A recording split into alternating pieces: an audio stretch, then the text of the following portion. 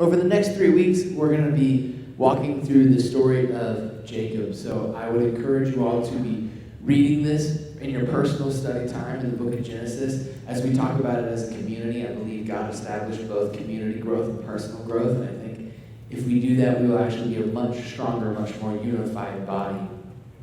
And to give you some backstory on this, Jacob is one of the three patriarchs of the Jewish and Christian faith. There's Abraham, who was blessed and chosen by God. God said, I will never leave you, I will never forsake you, I will make you great, and I will carry you through this life. And then Abraham's son, Isaac, who the same promise was bestowed to him. And then Isaac's son, Jacob. It's also important to know that Jacob had an older brother named Esau.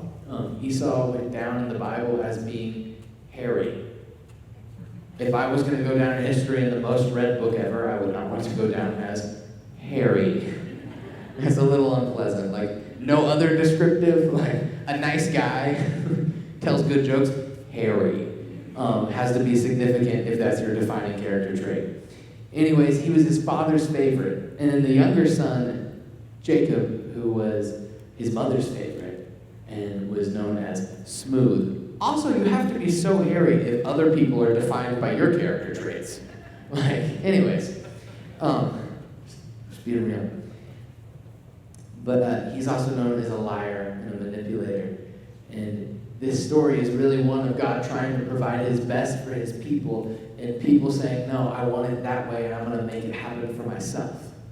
And because of that, they put themselves in extremely unnecessary and unpleasant circumstances. And I believe as we talk about this, we're going to be able to circumnavigate some of those things for our lives and not get into the negative circumstances and give up control to our Father who knows the best. So we're going to pick up in Genesis chapter 25, and it says this. Once when Jacob was cooking stew, Esau came in from the field, and he was exhausted. And Esau said to Jacob, let me eat some of that red stew, for I am exhausted. And Jacob said, sell me your birthright now. That escalated quickly. And Esau said, I am about to die. Of what use is a birthright to me? And Jacob said, swear to me now. What is this Batman moment? Swear to me. So he swore to him and sold his birthright to Jacob. Then Jacob gave Esau bread and lentil stew, and he ate and drank and rose and went his way. Thus Esau despised his birthright. It's so easy to be overdramatic. Again, I'm a youth pastor, so let me tell you, a lot of students will come to me, they'll start dating someone, they'll date for a long 3-day weekend, and they'll break up, and they'll come to me and go, I will never love again. They were the one. I've never loved someone like that before. It doesn't stop with young people. We experience minor inconveniences as adults, and we're like, I will never overcome this. They took my favorite show off Netflix. What will I use as obligatory background noise? How can I be the same? It's so easy to be overdramatic. It's so easy for us to even experience real things and project them as 10 times worse than they actually are. And let me tell you this, because I believe that you matter and your life's important, do not sacrifice tomorrow because of how hard today is. Do not sacrifice tomorrow because of how hard today is, because Esau was not dying. Two things. One, if you notice, the Bible says he was exhausted, and then he says he was exhausted, and then he's the only person who says he's dying. Right? Second, I don't know how nourishing red lentil stew is, but I feel like if you were about to die, that might buy you, 30 minutes? Like, for real, though. Like, come on. Wow, I am so full after that lentil stew. Have you ever, skipped one meal and been like, man, I am so famished, I need some lentil stew? Not one time. You haven't ever done that in your entire life. I promise. Do not sacrifice tomorrow because of how heavy today seems. You might be going through something real, but let me tell you that your today is what you move through to get to tomorrow. And tomorrow is always worth pushing through today. You have a future. So he sells his birthright, and what a birthright is it's the guarantee for the oldest son to take over the leadership role of the household after the father passes, and then he will also have to take care of the family. It also comes with a double portion, twice as much inheritance as the rest of the children. So what Jacob's after here is really some money. He's going after money. Also, it's the most expensive soup ever sold. All of your net worth. And so Esau was pretty upset about it. And rightfully so, he lost a lot. As a youth pastor, I get to see a lot of really cool moments for our students and experience some really cool things just in their lives. It's wonderful successes, overcoming things. One of my favorites is when students get their first car. Like, does everyone remember when they got their first car? Like, something lavish, foreign leather seats, fine motor vehicles. Me too, same. I'm glad we can all relate that way. It makes it so much easier to speak. Not speaking to normal people. And yeah, they always get these wonderful cars, and what happens is this awesome moment where, on a side note, the best is when like country boys get trucks, and they run into another country boy who got a truck, and there's one of two things that will go down. Either their eyes lock and like in the background is some like cowboy like roping a steer, and they're like, "We are long lost brothers." Or it's an immediate rivalry, and they're trying to see whose truck is a little more lifted or louder, and they're like squaring off. It's great. For real, like just go to the Willis High School parking lot. You'll drive by and you'll like see this back corner of like 8 trucks, all with a fishing pole. No one's ever gone fishing. It's a statement piece. It's awesome. They don't even get in their trucks when school gets out. They just stare at each other.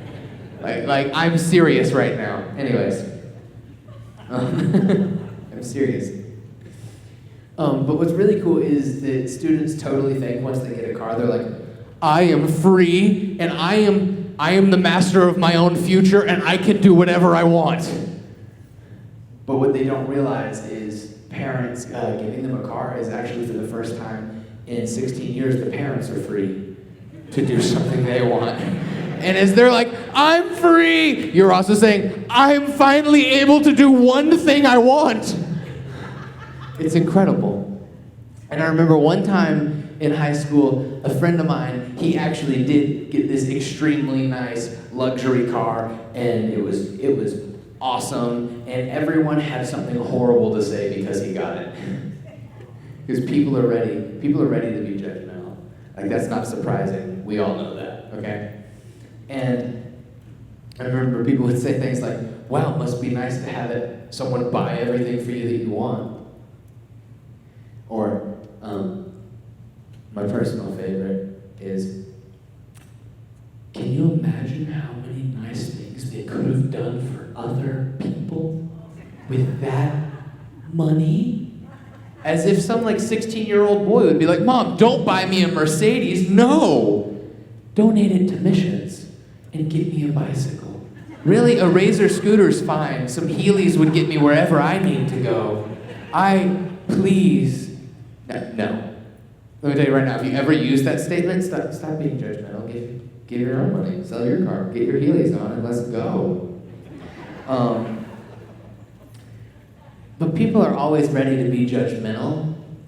I can't tell you how many wonderful situations I've been in, like weddings, where people say things like, I'm not married yet because I'm waiting and doing the responsible thing, and these people are rushing it. It's like, no, honey, you're emotionally unstable.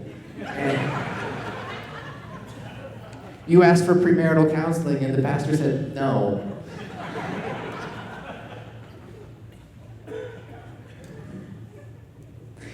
The schedule's a year out. We're going to be doing a year of this.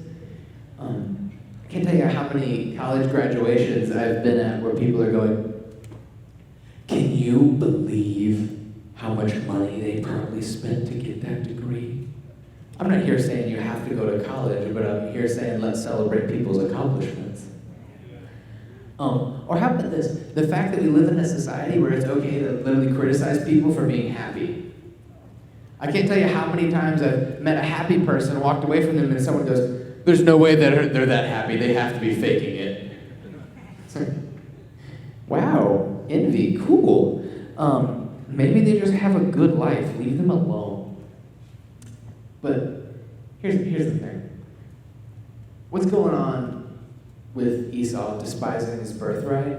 I can imagine that this is the situation he quickly got himself into. He doesn't have to take care of the family anymore. So I can imagine him walking around saying things like, wow, I'm so glad I don't have to take care of you guys. I'm so glad that I don't have to deal with that, and that Jacob can put up with that. And what's happening in situations like this is people are actually trying to, because they can't be as successful financially, relationally, emotionally, or even spiritually, they'll try to take the moral high ground. And it's a play to say, I don't have what you have, but I'm still better than you because of why I don't have what you have. That might sting a little bit. And let me tell you, Esau despised his birthright. And for us, let me tell you, it's okay to be angry or frustrated. There's things in this life that you should be angry about. Right now, there's things going on in our nation, in our country, that you should turn on your news and you should get angry about. You should be frustrated that we're allowing this. But let me tell you, it's important to realize why you're upset, because if we understand why we feel what we feel, we can respond more appropriately. Esau despised his birthright. He was angry that he gave away something he could never get back, but he doesn't address why he's upset, and he doesn't fix it. Therefore, dysfunction begins to form in the relationship between these two brothers. And let me tell you right now, we can't complain about the dysfunction we allow in our lives. Let me say that again because that's important. We can't complain about the dysfunction we allow in our lives. What are you allowing in your life? Because if you stomp it out, you take it out, you might actually have healing and successful relationships. But don't worry, that doesn't happen in this story, and things get a lot worse. So, we're jumping into Genesis 27. It says, when Isaac was old and his eyes were dim so that he could not see, he called Esau his older son and said to him, my son. And he said, here I am. He said, behold, I am old and I do not know the day of my death. Now then take your weapons, your quiver, and your bow, and go out to the field and hunt game for me, and prepare for me delicious food such as I love, and bring it to me so that I may eat, that my soul may bless you before I die. So this blessing, what it is it's basically the handing of the torch for the head of the household, saying that I'm blessing and saying what I wish for your life and letting you take charge. But we carry on. It says, now Rebekah, Isaac's wife, was listening when Isaac spoke to his son Esau. So when Esau went to the field to hunt for game and bring it, Rebekah said to her son Jacob, I heard your father speak to your brother Esau. And what she says is she's like, I got a plan. We're going to trick your dad and we're going to steal this blessing. What could go wrong? Everything. And Jacob immediately responds, he goes, Mom, what if he knows I'm not my brother? Like, my brother's super hairy. Like, that's what the Bible says about him. And what if he, like, touches me, realizes I'm not my brother, and I get cursed? And his mom's like, I'll take that curse for you. That's not how, like, consequences work on a side note. I'll just be responsible. Anyways, she comes up with a plan. They make stew there from some young goats to trick him into thinking it's game, and then she takes the skin of the goats and, like, covers it on all the parts of Jacob's body. Also, how hairy do you have to be that if, like, you touched a puppy, you'd think it's a person? Like, this was convincing. He actually touched him later and was like, my son. If your baby's that hairy, don't ask me to hold it. Okay? Like, I'm not joking. Don't. And she covers him, sends him in there, and Isaac believes that it is his son Esau, and Isaac blesses him, saying, may God give you of the dew of heaven, and of the fatness of the earth, and plenty of grain and wine, Let people serve you and nations bow down to you. Be Lord over your brothers, and may your mother's sons bow down to you. Cursed be everyone who curses you, and blessed be everyone who blesses you. So he's saying, be rich, be a leader, have weak enemies, and have strong friends. That's what the blessing is. It's a pretty decent situation. So Esau comes back from hunting, walks in, and he's like, Dad, I'm here. And Isaac's like, oh no, I blessed the wrong son. I even did the touch your skin test because no one's as hairy as you, but something happened. And I have nothing left for you. Esau was over dramatic the first time, and he gave up something he should have kept. But the second time, it was just stolen from him. There's a conversation here for sure about what happens when bad things that we didn't ask show up at our doorstep. And the conversation piece goes to, what dysfunction did you allow before it showed up? So verse 41, it says, Now Esau hated Jacob because of the blessing with which his father had blessed him. And Esau said to himself, The days of mourning for my father are approaching, and then I will kill my brother Jacob. So we've reached full breakdown. The dysfunction has grown and manifested and completed in the entire breakdown of this brotherhood. And it's important we remember that this isn't suburbia. They lived out in the wilderness with nothing. These boys grew together. They played together. They were probably each other's best friends. And we've gone from being friends to cheating each other to planning the murder.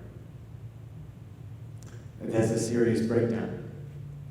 Let me tell you right now, if you want people to hate you and you want to lose all your friends, it's a one-step process of making yourself the most important thing in your world. It's believing that everyone and everything exists to serve you. Because that's what's happened here. Jacob said, I want my life that way. Therefore, I will lie and steal and scratch and claw my way to get whatever I want to make it for myself. And so far he has. He has got the birthright. He's got the blessing. He's got it all. That's what he wanted. He has it. But can't keep it. What happens when his mother finds out that Esau plans to kill Jacob, she sends Jacob away and says, hey, go live with my brother, find a wife, get out of here. And that kind of bothers me because if I was Jacob, I'd go, but Mom, what about the thing you said in chapter 27, verse 13, where you said you would take the curse for me, because now bad things are happening, and it seems like I'm still the one bearing the consequences of my actions. People love to tell you what to do, don't they? Like for real. Every one of us have someone in our lives who's gonna give us an unsolicited, unrequested, bad advice at every turn of life. You could make a great financial decision and be like, I don't know. You're like, what are you talking about? Even after it pans out well, they're like, it could have been better if you listened to me. There's people out there who will literally give you advice if you're at Chipotle and you're like, nah, I don't want beans. They're like, interesting decision to not have beans. There's protein in beans. Do you want to be weak and small? Guess you do.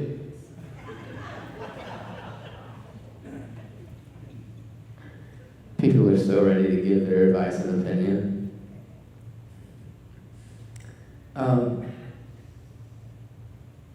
Let me tell you, you're the only one who's ever going to suffer the full consequences of your actions.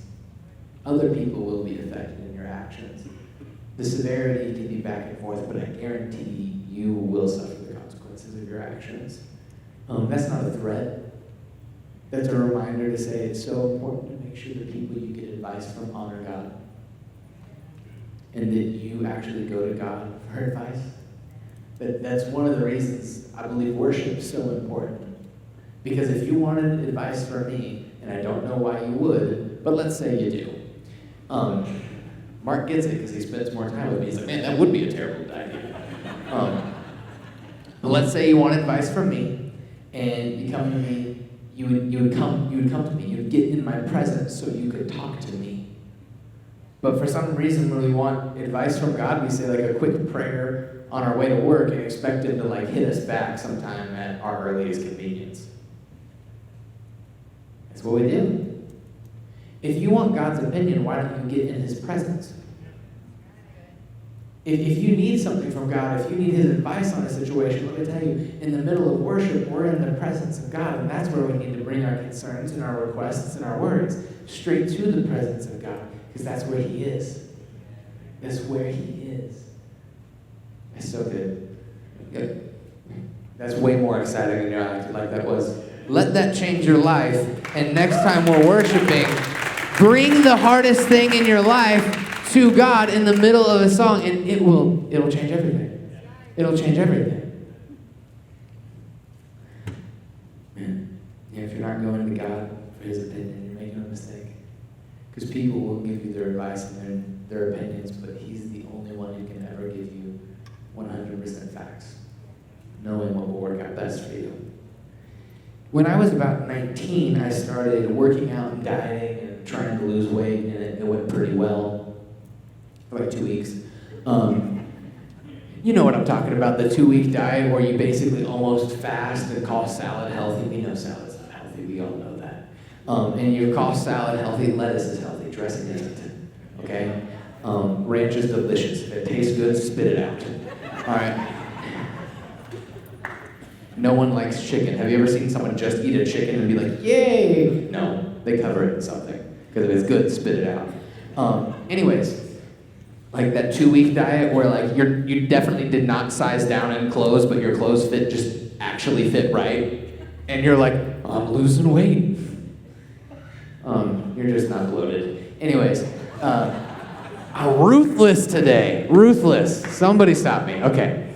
Anyways, so I was experiencing this time of fasting and prayer for food, and I decided, I'm like, it's time to take this up a notch and take myself down to a GNC and get some supplements and go hardcore. The supplements at GNCs do not work. No supplements work. Food works. Try that. If it tastes good, spit it out. This has been a warning from Ryan. Okay, so I go there, and I walk in, and there's this dude at the counter who I later end up working with. But I didn't know that at the time. I walk in, and I'm like, hey! And he's like, bro. And I'm like, oh gosh. I was not ready for this world. And I'm like, hey, he's like, bro. I'm like, bro. And he's like, bro, what can I do for you? And I'm like, hey man, I've been going to the gym. He's like, yeah, have you go to the gym? You've been lifting that weight? Yes, I have. Okay. I want to lose more weight, actually. And he's like, I got you. And he like opens this counter, and he pulls out this mysterious, brightly colored jar, slams it on the counter. Cardio cuts. It's a pre-workout, and bro, this thing's gonna change you, man. You're gonna be shredded in ways you didn't know you're gonna be shredded. You see those little muscles right here that we don't know how they happen? This is how they happen. This is how you get those muscles that you don't know how they happen, man. This is what the pros are taking. And I'm like, bro, here's my money. And I give him like $65 for like 20 days worth of like mysterious purple powder. I'm like, thank you. It didn't work. It did nothing. Or maybe I started eating food again, who knows? Salads aren't bad, ranch. And anyways, about a year later, I end up working at that GNC, and this same guy is walking me through how to sell things, and we get to this product, and he goes, man, this is a big seller right here. This is a big seller, bro. And I'm like, okay, dude, what is it? And he's like, bro, this is cardio cuts. And I'm like, cool. And he's like, it doesn't really work, but we get $3 for every single one we sell. My face as I looked at this man, I was like, dude, did you have some bad protein powder, bro? Like, you lied to me. People have crazy motives, and they'll tell you anything to get you to do whatever they want you to do. And you see, man, let's just cut the story and call it what it is. God's motives are you, not what he can get out of you, but the peace he can bring you to. And the reason that God asks from us is to give to us. It's the only guarantee you'll ever get that it's actually about you. Cardio Crunch was a horrible, bad tasting product. It was literally coffee with fat in it. I'm not joking. Okay, so Jacob tried to get exactly what he wanted, his life, his way, when he wanted it, and he got it, but he couldn't keep it. And instead of ending up with twice as much stuff and a blessing from his father, he's on the run in the desert with nothing but a rock to call a pillow, and he's broken. That should be like the most relatable human sentence in the world. That we tried to make something happen for ourselves that we thought would work out, and we ended up with less than we started with. That I thought I would do it my way instead of God's way, because I was like, I know. Maybe you never asked God. Maybe you did. Maybe you didn't care. But you wanted it your way, and guess what? You got it, but you couldn't keep it. And then the craziest thing happens in this story, picking up in chapter 28, verse 13. He falls asleep, and he sees a vision of the Lord, and this is what happened. And behold, the Lord stood above it and said, I am the Lord, the God of Abraham your father, and the God of Isaac. The land on which you lie I will give to you and your offspring. Your offspring shall be like the dust of the earth, and you shall spread abroad to the west and to the east, to the north and to the south. And in you and your offspring shall all the families of earth be blessed. Behold, I am with you, and will keep you wherever you go, and bring you back to this land. For I will not leave you until I have done what I promised you. First off, it's interesting that the blessing that a man gave him was all about how much better he'd be than everyone else, but the blessing that God gives us is about how great we'll be so we can help other people. I want you to know that this story in the Bible really upset me for a long time and bothered me that God did this. Because Jacob's not the good guy so far. He's the liar. He's the manipulator. He's the thief. And why in the world is God blessing him? Like, I imagine this story, in my mind, this story plays out, God showing up and him being like, Jacob, my child, and him being like, yes, and God being like, you deserve this, goodbye.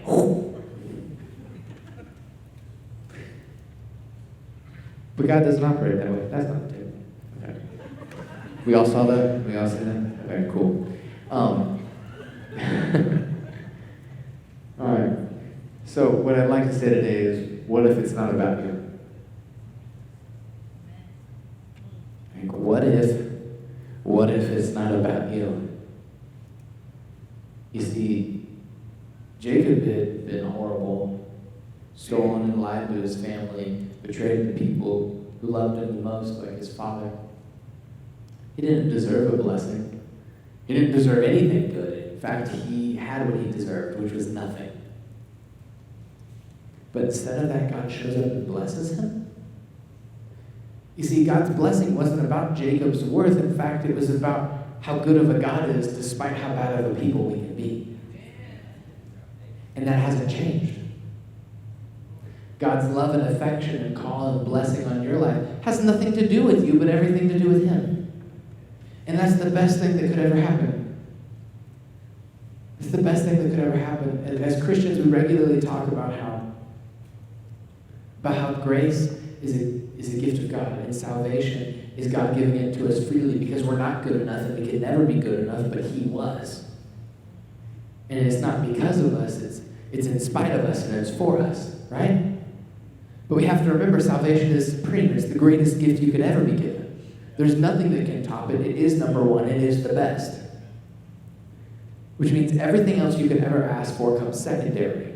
And if God gives his best for free because of who he is, then he also gives everything else because of who he is.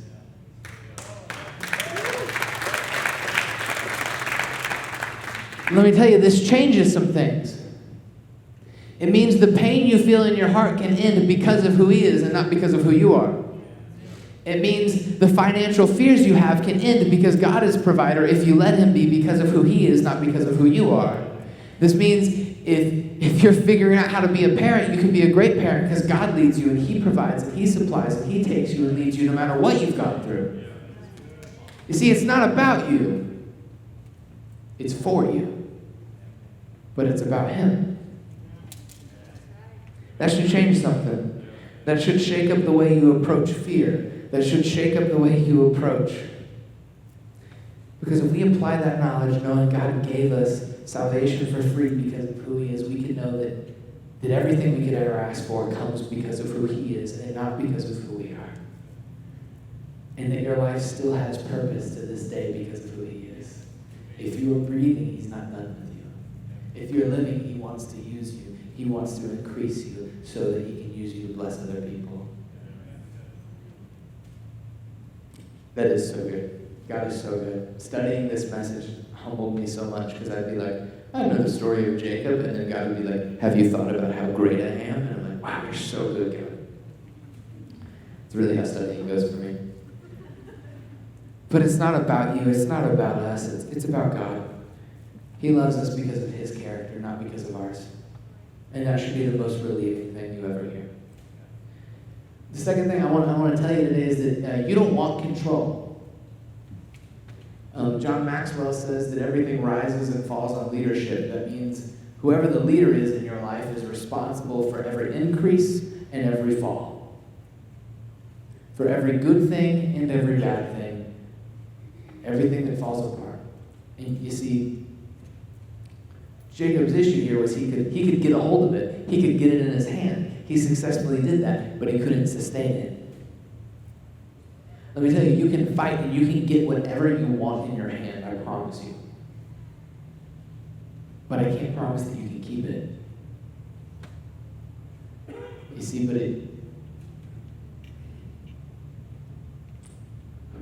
Holy Spirit, help me convey this. This means whatever you create in your life, you become responsible for. And that's cool. If we have free will, if you want to do that, cool. But maybe you're tired of ending up feeling like nothing's left, and you're tired of feeling like you're in the desert and you tried and you thought you had, but now you have nothing again.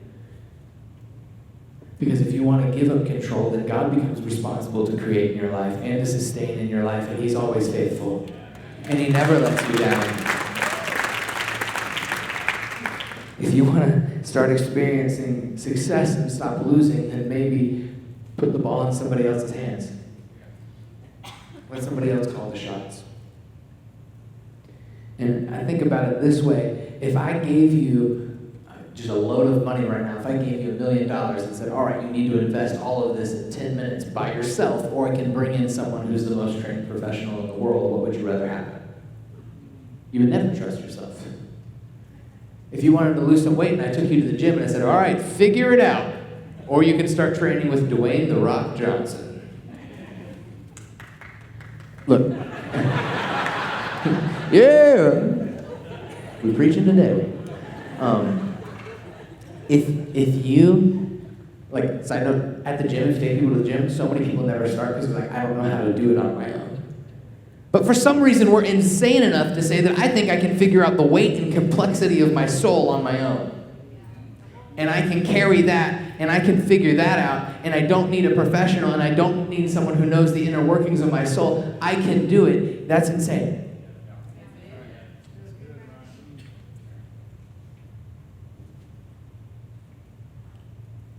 I want to invite the band back up. When God creates something, he's always faithful to sustain it. And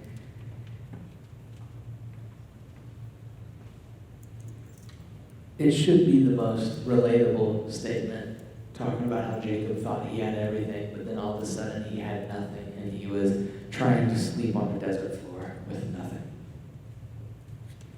But let me tell you, the exciting thing is when you get to a place where you literally have nothing left and you feel empty, you're in the perfect place to finally hold what God has for you. After everything's been lost, you might finally have enough room to hold how great the thing is that God wants to give you. Because, let me tell you, Jacob tried to get life his way, and he lost everything. But when God showed up at his worst moment, he gave him more than he could ever ask for. Let me tell you, I don't know what your dreams are for your life, but let me tell you, I don't care. They're not as good as God's plans for your life. They're not as guaranteed as God's plan for your life, because what he creates, he is faithful to sustain. He's not done with you. He's just starting, and it's not about you, it's about him. This is for you. Let me tell you, if you're at this church today, we're for you. Welcome home. We love you. You have a place. You have a future. God is not done with you. And no matter how broken you feel right now, you finally just have enough room to hold what God wants to give you. Because it's that great. It's that great that it needs both hands.